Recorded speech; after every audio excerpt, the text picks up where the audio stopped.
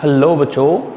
तो बच्चों ये हमारा सेकंड लेक्चर है बेटा एनसीईआरटी को लेकर। जो हम एनसीईआरटी का सॉल्यूशन कर रहे हैं, उसके एग्जाम्पल, उसके क्वेश्चंस, उसके एग्जाम्पलर प्रॉब्लम, उसे लेकर ये हमारा सेकंड लेक्चर है। फर्स्ट लेक्चर में मैं स्टार्टिंग के 5 एग्जाम्पल आप लोगों को करा चुका हूँ बेटा, ठीक है। अब यहाँ से हम स्टार्ट करेंगे एग्जाम्पल नंबर 6 यानी 1.6 की हम बात करना स्टार्ट करेंगे। आइए स्टार्ट करते हैं एग्जाम्पल नंबर 1.6। सबसे पहले हम देखते हैं कि बेटा प्रॉब्लम में हमें क्या दिया गया है। Consider 3 charges Q1, Q2, Q3 each equal to Q at the vertices of an equilateral triangle. What is the force on a charge capital Q placed at the centroid of the triangle? यानी कुल मिलाकर problem हमें ये दी गई है बेटा कि हमारे पास में है एक ट्राइंगल, इक्विलेटरल ट्राइंगल। यहाँ रखा हुआ है Q चार्ज, यहाँ भी रखा हुआ है Q चार्ज और यहाँ भी रखा हुआ है Q चार्ज। बिल्कुल सेंटर पे रखा हुआ है प्लस के Q चार्ज, बिल्कुल सेंटर पर रखा है प्लस के Q चार्ज। जितनी डिस्टेंस हमारे पास में ये है, बिल्कुल उतनी ही डिस्टेंस हमारे पास में ये है और बिल्कुल उतनी ही डिस्टेंस हमारे पास में ये है। हमें ये बताना है कि यहाँ फोर्स कितना काम करेगा, यहाँ कितना फोर्स काम करेगा, हमें ये बताना है। आइए स्टार्ट करते हैं। देखिए ये है प्लस Q और ये भी है प्लस Q। ये प्लस Q इस प्लस Q को रिपेल करेगा इस तरफ, तो एक फोर्स हमारा काम करेगा बेटा इधर। अब ये क्या है प्लस Q और ये भी क्या है प्लस Q। ये प्लस Q इस प्लस Q को रिपेल करेगा इधर, एक फोर्स काम करेगा इधर, हमने इसे भी नाम दिया है F। ये है हमारे पास में प्लस Q और ये भी है प्लस Q। ये प्लस Q इस प्लस Q को रिपेल करेगा इधर और यहाँ भी हमारे पास में फोर्स काम करेगा F। अब आप ये देखिए बेटा, मैंने तीनों फोर्सेस को F कहा। क्यों कहा मैंने तीनों फोर्सेस को F? क्योंकि फोर्स डिपेंड करता है 2 चार्जेस पर और उनके बीच के गैप पर।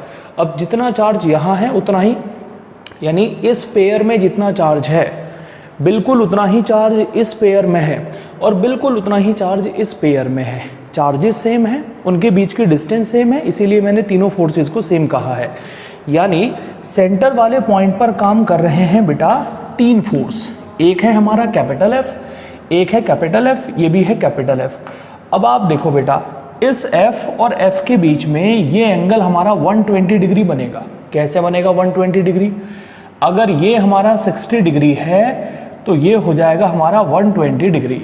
और F के बीच में जब 120 डिग्री का एंगल बनता है तो रिजल्टेंट जाता है बीच में और वो भी कहलाता है F। यानी इन दोनों फोर्स का रिजल्टेंट चला गया बीच में और वो भी कहलाएगा F। इन दोनों का रिजल्टेंट हो गया F और वो जा रहा है ऊपर। अब आप देखो बेटा कि सेंटर वाले पॉइंट पर 2 फोर्स काम कर रहे हैं। एक काम कर रहा है ऊपर की तरफ F, एक काम कर रहा है नीचे की तरफ F। ये फोर्स इस फोर्स को कर देगा कैंसिल आउट और कुल मिलाकर हम ये कहेंगे कि सेंटर वाले पॉइंट पर जो टोटल रिजल्टेंट फोर्स काम करने वाला है हमारा, वो 0 काम करने वाला है। हम ये कहेंगे कि कुल मिलाकर सेंटर पॉइंट पर जो फोर्स काम करेगा वो 0 फोर्स काम करेगा। तो सेंट्रॉइड पर जो चार्ज रखा है प्लस Q, वो कोई फोर्स एक्सपीरियंस नहीं करेगा, उस पर काम करने वाला फोर्स हमारा 0 के बराबर होगा।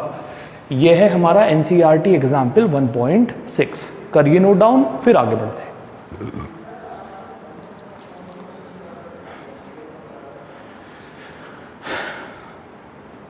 चलिए बेटा, अब आते हैं हम नेक्स्ट एग्जाम्पल की तरफ। अगला एग्जाम्पल है हमारे पास में एग्जाम्पल नंबर 1.7। देखिए आपके सामने एग्जाम्पल ऑलरेडी गिवन है बेटा। नेक्स्ट एग्जाम्पल है हमारे पास में एग्जाम्पल नंबर 1.7। आइए देखते हैं कि एग्जाम्पल नंबर 1.7 क्या है। आपको सॉल्यूशन नहीं देखना है, क्या तो आप खुद से प्रॉब्लम को सॉल्व करें या जो मैं बता रहा हूँ वैसे प्रॉब्लम को सॉल्व करें। एनसीईआरटी का सॉल्यूशन आप लोगों को बिल्कुल नहीं देखना है, ठीक है। फोकस करिए क्वेश्चन पर या जो आंसर मैं आप लोगों को बता रहा हूँ उस पर। हम अपना डायग्राम एक अलग से बनाएंगे बेटा। हमें कहा गया है consider 3 charges Q, Q and minus Q placed at the vertices of an equilateral triangle. हमें ये कहा गया, देखो ध्यान से जरा, ये हमारे पास में एक इक्विलेटरल ट्राइंगल है बेटा। यहाँ चार्ज है प्लस Q, यहाँ भी चार्ज है प्लस क्यू, और यहाँ है हमारे पास में माइनस क्यू। बात समझ में आ रही है? अच्छा, हमने माना ट्राइंगल की साइड हमें दी गई है L, ट्राइंगल की जो साइड है वो L दी गई है हम लोगों को, तीनों साइड सेम है क्योंकि इक्विलेटरल ट्राइंगल है। तो बताना है कि रिजल्टेंट फोर्स कितना काम करेगा। सबसे पहले इन दोनों के बीच देखते हैं, ये भी प्लस और ये भी प्लस, दोनों प्लस प्लस करेंगे एक दूसरे को रिपेल, और फोर्स काम करेगा F। दोनों प्लस प्लस एक दूसरे को रिपेल करेंगे और फोर्स काम करेगा F। ये प्लस और ये माइनस, दोनों प्लस माइनस करेंगे एक दूसरे को अट्रैक्ट, दोनों प्लस माइनस एक दूसरे को अट्रैक्ट करेंगे, फोर्स काम करेगा F। ये प्लस ये माइनस, ये भी दोनों एक दूसरे को अट्रैक्ट करेंगे बेटा, और फोर्स काम करेगा यहाँ पर भी F। अब आप देखिए, इस कॉर्नर पर काम कर रहे हैं दो फोर्स, एक ऊपर की तरफ है F, एक नीचे की तरफ है F। इस कॉर्नर पर काम कर रहे हैं दो फोर्स, एक ऊपर की तरफ है F, एक यहाँ पर है F। और इस कॉर्नर पर काम कर रहे हैं दो फोर्स, एक इधर काम कर रहा है F, एक इधर काम कर रहा है F। देखो बेटा, अगर ये एंगल हमारा 60 डिग्री है तो इनके जो बीच का ये पूरा एंगल है हमारा, ये हो जाएगा 120 डिग्री। कैसे? पूरा एंगल होता है 180, ये 60 डिग्री है तो ये बचा 120 डिग्री। ये F और एंगल 120 डिग्री। आप जानते हैं अगर F और F के बीच में 120 डिग्री बनेगा तो रिजल्टेंट भी F ही कहलाएगा।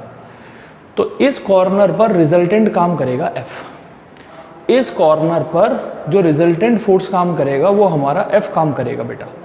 अब यहाँ आते हैं, ये एंगल है 60 डिग्री, ध्यान से देखिएगा, ये एंगल है हमारे पास में 60 डिग्री, ठीक है। अगर ये 60 डिग्री है और ये F है, तो जब दो सेम वेक्टर के बीच में 60 डिग्री बनता है तो रिजल्टेंट होता है √3F। ऑलरेडी मैं आपको बता चुका हूँ। तो इस कॉर्नर पर रिजल्टेंट काम करेगा F और इस कॉर्नर पर रिजल्टेंट काम करेगा √3F। अब आते हैं यहाँ पर, ये F, ये भी F, ये पूरा एंगल है 60 डिग्री, सॉरी 120 डिग्री हमारे पास में। ये एंगल है 60 डिग्री और ये है 120 डिग्री, तो ये रिजल्टेंट जाएगा हमारा और ये भी कहलाएगा F। एक रिजल्टेंट हमारा यहाँ जाएगा बेटा और ये कहलाएगा F। इस कॉर्नर पर भी F, इस कॉर्नर पर √3F और यहाँ भी काम करेगा हमारे पास में F। अच्छा, F है क्या? F है 1/4 pi epsilon naught Q into Q upon L square. ये F की वैल्यू है बेटा, ये F की वैल्यू है। इस कॉर्नर पर इतना फोर्स काम करेगा, इस कॉर्नर पर भी इतना ही फोर्स काम करेगा और यहाँ काम करेगा √3F, where F is equal to 1/4 pi epsilon naught Q square upon L square. ऐसे हम प्रॉब्लम बनाएंगे बच्चों। उम्मीद है कि आप लोगों को बात समझ आई हो। कंसेप्ट मैं आपको पहले भी बता चुका हूँ, जब दो सेम वेक्टर के बीच में 120 डिग्री बनता है तो रिजल्टेंट बीच में जाता है और वो उसी के इक्वल होता है। जैसे F और F के बीच में 120 डिग्री बन रहा है तो रिजल्टेंट बीच में जाएगा और वो भी F ही कहलाएगा। यहाँ F और F के बीच में 60 डिग्री बन रहा है तो रिजल्टेंट बीच में जाएगा और वो कहलाएगा √3 टाइम्स ऑफ आइदर वेक्टर। हम कई बार ऑलरेडी इस बात को डिस्कस कर चुके हैं और यहाँ भी बनेगा हमारे पास में F। उम्मीद करता हूँ कि बात समझ आई हो। ये हो गया है एग्जाम्पल नंबर 1.7। ओके, करिए जल्दी से नोट डाउन, फिर आगे की तरफ बढ़ते हैं हम लोग।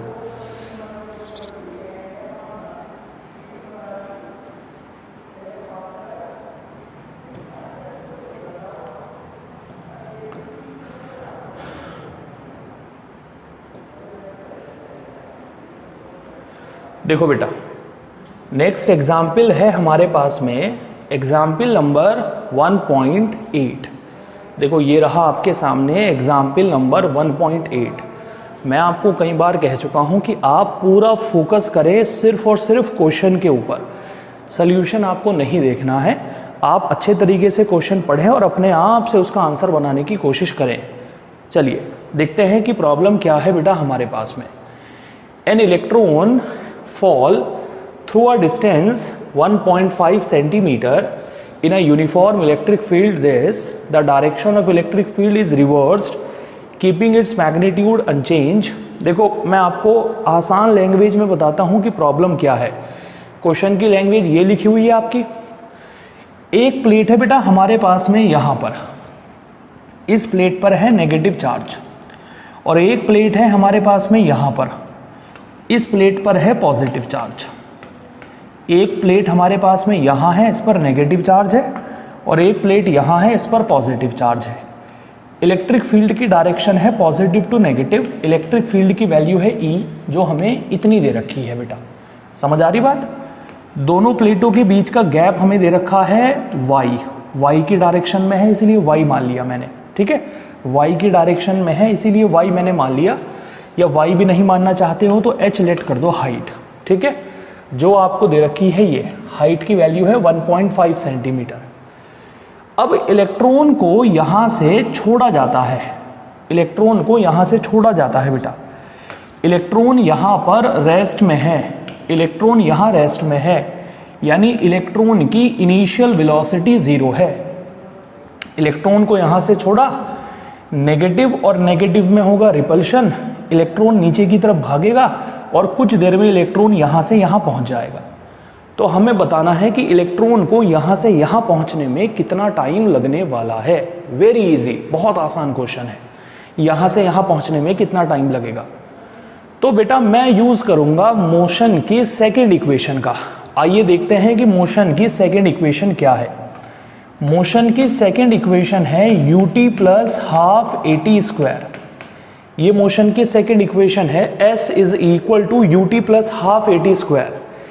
s का मतलब है कि इलेक्ट्रॉन को यहाँ से यहाँ आना है, यानी इतनी डिस्टेंस चलनी है। s की जगह आ जाएगा h। u की वैल्यू है 0, 0 की मल्टीप्लाई टाइम में करेंगे तो 0 हो जाएगा, हाफ। आप जानते हो एक्सीलरेशन का फॉर्मूला होता है बेटा ये, बस ये नहीं भूलना है, यही मेन कंसेप्ट है इसका। ये जो एक्सीलरेशन आपको दिख रहा है ना, इसका फॉर्मूला होता है ये QE/m। कैसे? इलेक्ट्रॉन पर यहाँ जो फोर्स काम करेगा वो काम करेगा QE, और उसे हम बराबर रखेंगे ma के। सो एक्सीलरेशन हमारे पास में हो जाएगा QE/m। This is the value of acceleration. इस एक्सीलरेशन की वैल्यू को रखा मैंने यहाँ पर, और ये हो गया मेरे पास में t²। ये हो गया बेटा मेरे पास में t²। यहाँ से टाइम की जो वैल्यू निकल कर आएगी वो आएगी हमारे पास में 2mh/QE²। हटाएंगे, यहाँ लग जाएगा √। ये आएगी हमारी टाइम की वैल्यू निकल कर, यानी इलेक्ट्रॉन को इस प्लेट से इस प्लेट पर पहुँचने में इतना टाइम लगने वाला है बेटा, इतना टाइम लगने वाला है। ये टाइम होगा हमारा इलेक्ट्रॉन के लिए। अगर मैं यहाँ इलेक्ट्रॉन का मास रखूँगा तो, अगर मैं इलेक्ट्रॉन के लिए निकाल रहा हूँ तो मुझे मास भी इलेक्ट्रॉन का ही रखना पड़ेगा। और अगर मैं ये टाइम प्रोटॉन के लिए निकालूंगा बेटा, प्रोटॉन के लिए, कि भाई प्रोटॉन को एक प्लेट से दूसरी प्लेट तक जाने में कितना टाइम लगेगा, आपको मास की जगह प्रोटॉन का मास रखना पड़ेगा। बस इतनी सी बात है। एक प्लेट से दूसरी प्लेट तक जाने के लिए ऐसे आप टाइम को कैलकुलेट करेंगे। अब इलेक्ट्रॉन का मास हमें पता है 9 × 10⁻31। हाइट की वैल्यू हमें पता है 1.5 सेंटीमीटर, मीटर में कन्वर्ट कर लेंगे 10⁻2 लगाकर। इलेक्ट्रॉन का चार्ज हमें पता है 1.6 × 10⁻19, और इलेक्ट्रिक फील्ड की वैल्यू हम लोगों को पता है 2 × 10⁴। यहाँ हम वैल्यू पुट कर इलेक्ट्रॉन का टाइम या प्रोटॉन का टाइम बड़े आसानी से निकाल सकते हैं कि किसी भी पार्टिकल को एक प्लेट से दूसरी प्लेट तक पहुंचने में कितना टाइम लगने वाला है बेटा। ठीक है, ऐसे प्रॉब्लम को सॉल्व करेंगे। वैल्यू आप यहाँ पुट कर सकते हैं और टाइम आप कैलकुलेट कर सकते हैं, कोई बहुत बड़ा काम नहीं है। आप क्वेश्चन को नोट डाउन कर लीजिए, काफ़ी अच्छा क्वेश्चन है। कम से कम 2 से 3 बार इसकी प्रैक्टिस आप लोग करेंगे।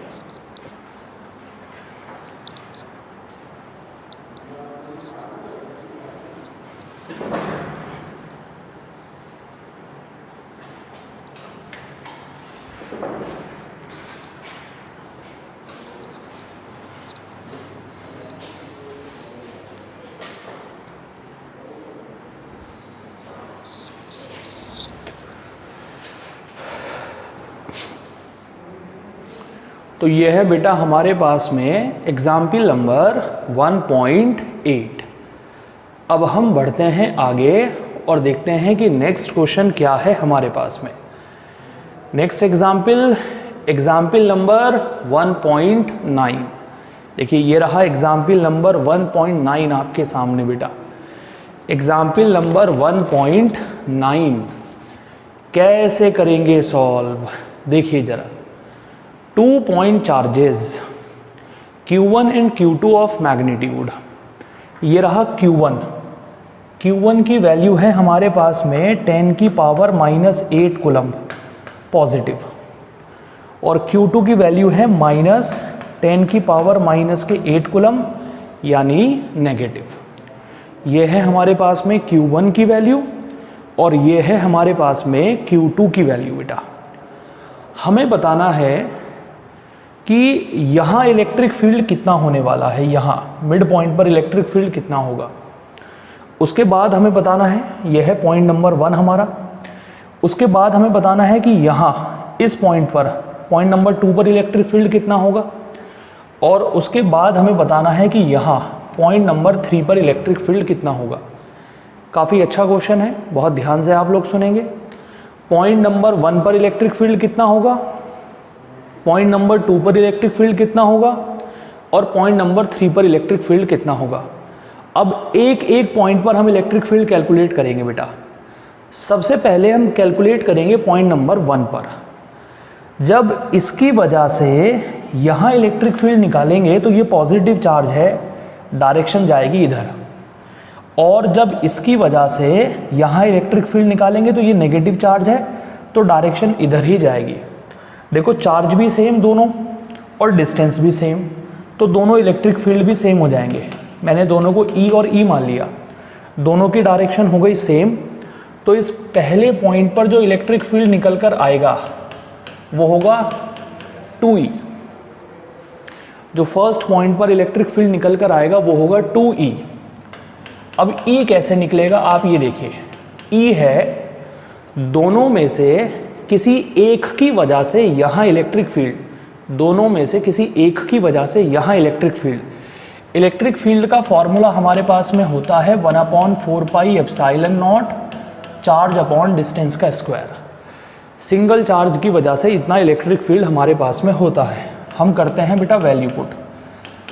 1/4 पाई एप्सिलॉन नॉट की वैल्यू हो गई 9 × 10 की पावर 9, चार्ज की वैल्यू हो गई 10 की पावर -8।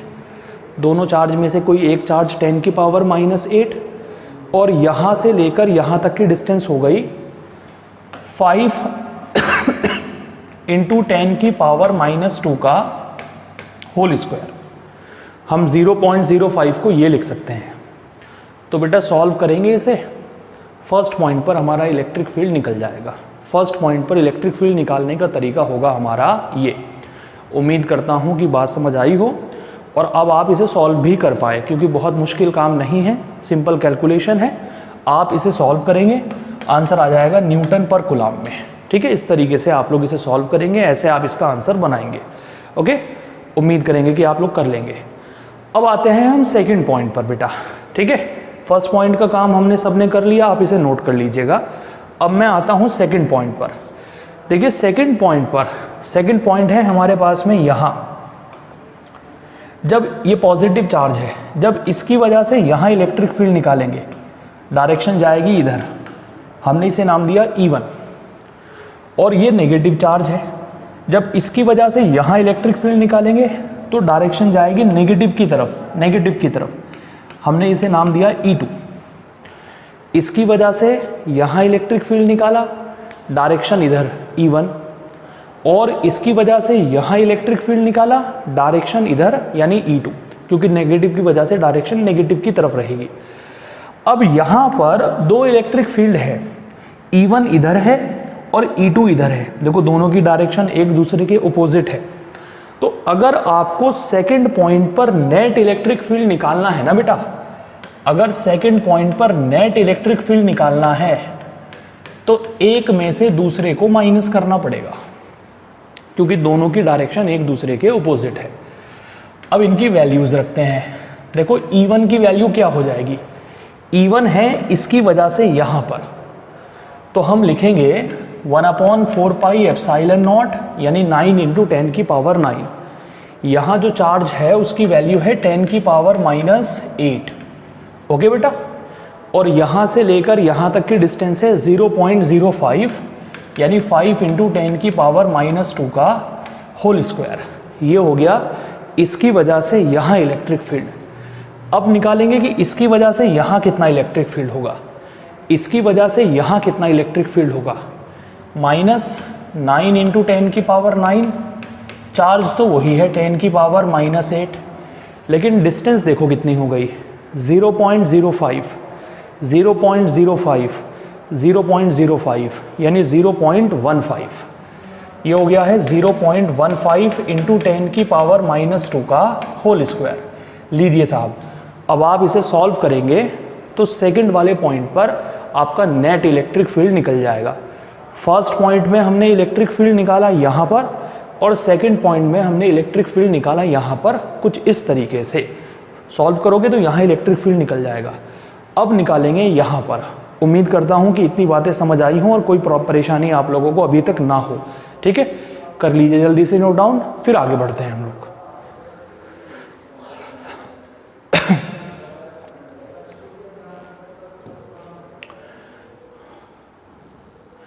देखो बेटा, अब हम निकालेंगे यहां पर इलेक्ट्रिक फील्ड। यहां कैसे भाई, यहां है हमारे पास में +10⁻⁻8 कूलम, और यहां है हमारे पास में -10⁻⁻8 कूलम। यहां रखा है इतना चार्ज और यहां रखा है इतना चार्ज।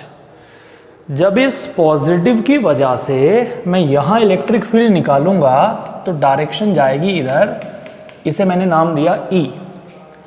और जब मैं इस नेगेटिव की वजह से यहाँ इलेक्ट्रिक फील्ड निकालूंगा तो डायरेक्शन जाएगी इधर, मैंने इसे भी नाम दिया है E।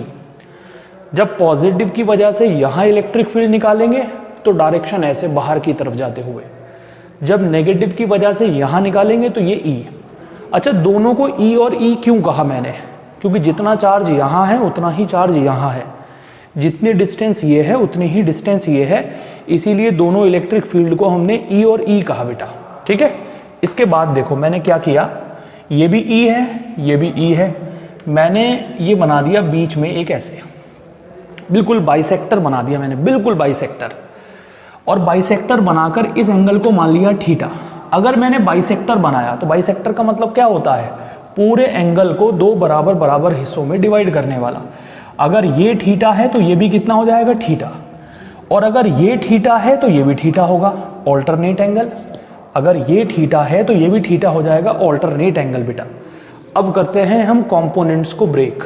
बहुत ध्यान से देखिएगा कंपोनेंट्स कैसे ब्रेक होंगे। ये E है, ये थीटा है, तो इधर जाएगा E cos थीटा। ये E है, इधर थीटा है, तो इधर एक और E cos थीटा जाएगा, तो ये बन जाएगा 2E cos थीटा। इसके बाद देखो बेटा, ये E है, यहाँ एंगल नहीं है, तो यहाँ जाएगा E sin थीटा, और यहाँ भी जाएगा E sin थीटा। इससे ये cancel out, E sin theta ऊपर E sin थीटा नीचे, कैंसिल आउट। इन दोनों का रिजल्टेंट चला गया बीच में, इन दोनों का रिजल्टेंट चला गया बीच में। या मैं एक और तरीके से निकाल सकता हूँ, कैसे, वो मैं आप लोगों को बताता हूँ कि एक और तरीका इसका क्या हो सकता है। एक और तरीका इसका ये हो सकता है, देखो ध्यान से, जिन बच्चों को ये चीज़ समझ नहीं आई हो उनके लिए एक और तरीका ये हो सकता है। पॉजिटिव की वजह से निकालेंगे डायरेक्शन इधर, नेगेटिव की वजह से निकालेंगे डायरेक्शन इधर। ये भी E है और ये भी E है। अब आप देखो ये साइड कितनी है हमारे पास में, 0.1 मीटर। ये साइड कितनी है, 0.1 मीटर, और ये साइड भी कितनी है, 0.1 मीटर। 0.05 और 0.05 पूरी 0.1। अगर इस ट्राइंगल की तीनों साइड सेम है तो ये बन गया इक्विलेटरल ट्राइंगल। और इक्विलेटरल ट्राइंगल की प्रॉपर्टी क्या है कि ये तीनों एंगल 60-60 डिग्री के होंगे। ये भी 60 डिग्री, ये भी 60 डिग्री, ये भी 60 डिग्री। अगर ये 60 डिग्री है तो ये हो जाएगा 120 डिग्री। बताओ होगा या नहीं होगा। अगर ये 60 डिग्री है तो ये हो जाएगा 120 डिग्री। अब आप लोगों को पता है बेटा ये कितना है E, और ये कितना है E, और इनके बीच का एंगल कितना है 120। अरे कम से कम 1000 बार मैं आप लोगों को बता चुका हूं, जब दो सेम वेक्टर के बीच 120 डिग्री का एंगल बनता है तो रिजल्टेंट उनके बीच में जाता है और वो भी E ही कहलाता है। जब दो सेम वेक्टर के बीच जब दो सेम वेक्टर के बीच 120 डिग्री का एंगल बनता है तो रिजल्टेंट हमारा E ही कहलाएगा। तो थर्ड पॉइंट पर जो हमारा इलेक्ट्रिक फील्ड रहेगा वो E के ही इक्वल रहेगा और E की वैल्यू रहेगी 9 इंटू 10 की पावर 9, चार्ज है 10 की पावर -8 और यहाँ से लेकर यहाँ तक की डिस्टेंस है 0.1 मीटर का मतलब है 10 सेंटीमीटर, 10 इंटू 10 की पावर -2 का होल स्क्वायर। लीजिए साहब सॉल्व कर लीजिएगा। थर्ड पॉइंट पर आपका रिजल्टेंट इलेक्ट्रिक फील्ड निकल जाएगा। यहाँ भी हमने निकाल दिया, यहाँ भी हमने निकाल दिया और यहाँ भी हमने निकाल दिया। बहुत अच्छा क्वेश्चन है बेटा, बहुत बढ़िया क्वेश्चन है, बोर्ड एग्जाम में रिपीट हो सकता है। तो आप इस क्वेश्चन की प्रैक्टिस अपने लेवल पर अच्छे तरीके से ज़रूर करें। तो हम लोगों ने सॉल्व कर लिए हैं 9 एग्जाम्पल, बाकी के एग्जाम्पल हम सॉल्व करेंगे बेटा नेक्स्ट क्लास में। मैं एकदम से बहुत ज़्यादा बर्डन आप लोगों के ऊपर नहीं डालना चाहता हूँ, मैं धीरे धीरे धीरे धीरे धीरे धीरे चीज़ों को बढ़ाना चाहता हूँ, जिससे कि आप लोग भी बहुत ज़्यादा प्रेशर फील ना करें, आराम से स्मूथली काम चले आप लोगों का।